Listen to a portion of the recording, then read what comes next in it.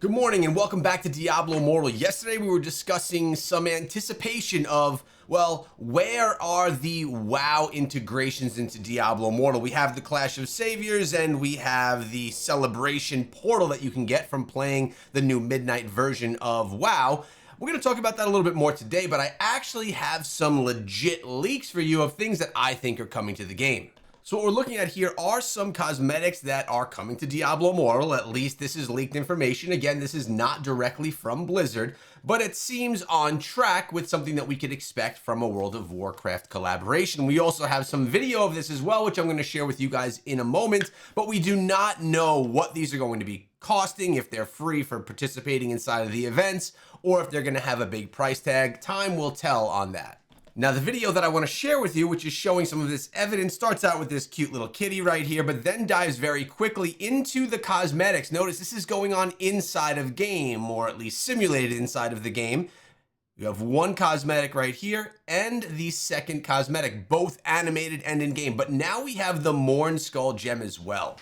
And my question is, will they be bringing back the Mornskull gem? This has yet to be confirmed by any sources that I find reliable. Not saying that this source is not reliable, I'm just not familiar with their information. So Mornskull potentially coming back as well. And of course, well, the portal as we discussed, but you do need to participate. If you want to take a look at what the portal looks like, I'm going to replay that to give us a little bit of a better look. Put myself in the other corner right here. So you can see this portal is actually legit. The problem is you need to buy World of Warcraft to actually play it to unlock that portal. So I have to ask, are you excited about these cosmetics specifically, potentially coming to Diablo Immortal? There was even a Reddit post put out last night regarding these images that I shared with you, but for some reason it was deleted by the person who originally posted it. So I'm unsure of why that was deleted, but those images not only were in the video that you just saw, but also posted here on Reddit as well. Now, regarding the Mornskull gem, this was one of the first gems that came into the game as a 2-star special event gem, and it was one that a lot of people really did enjoy, and a lot of people really would push the event as much as they could to try and unlock as many of these as possible to get it to max level, so they wouldn't need to spend Telluric Pearls to craft them, because you'd probably prefer to craft legendary gems of 5-star status with your Telluric Pearls. But I'm sure many players would be very happy if the Mornskull gem did return. That has not yet been confirmed, but it would make sense if another World of Warcraft collaboration came around if this gem would return with it. And then that one was followed by the Crimson Behelit gem, which was then also available for another special event.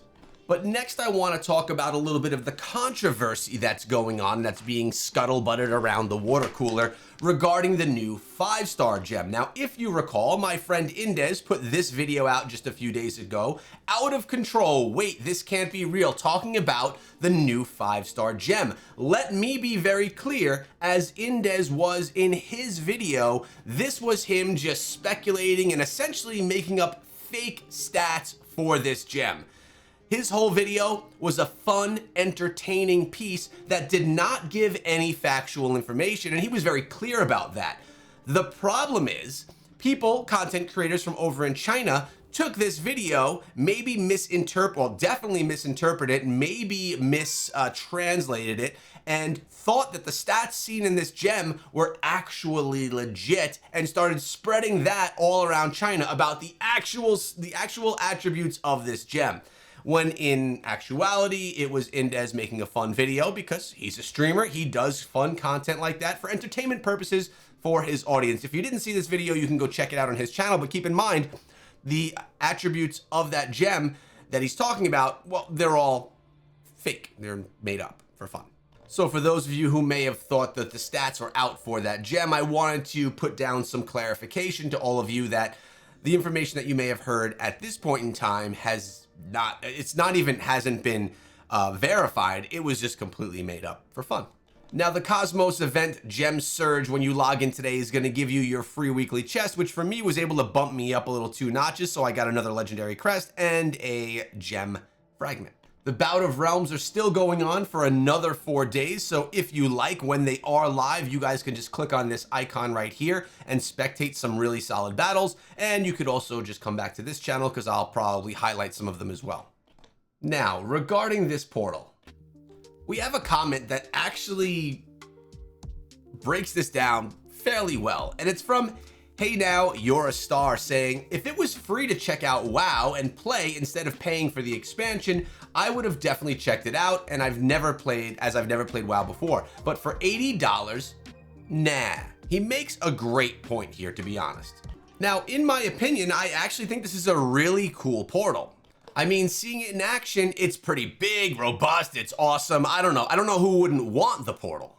But the comment statement was very valid, and it kind of supports my discussion yesterday regarding this portal.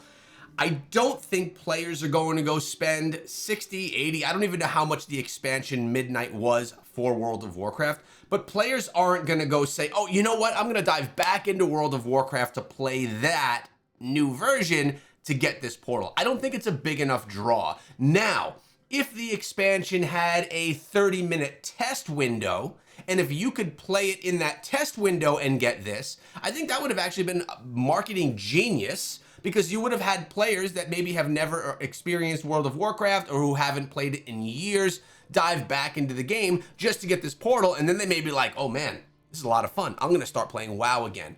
And then they would buy the expansion because they had their little test period over. I think that would have been really great from a marketing standpoint and would have had more people actually attaining this.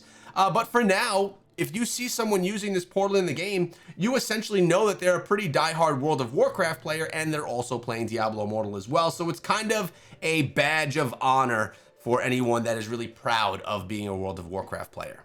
Now, the second comment I want to address is from Sarah, and I'll tell you what, Sarah commented all over my last video, but this one, she's talking about the helmet that I'm currently wearing in the game, which I'm going to show you in a second.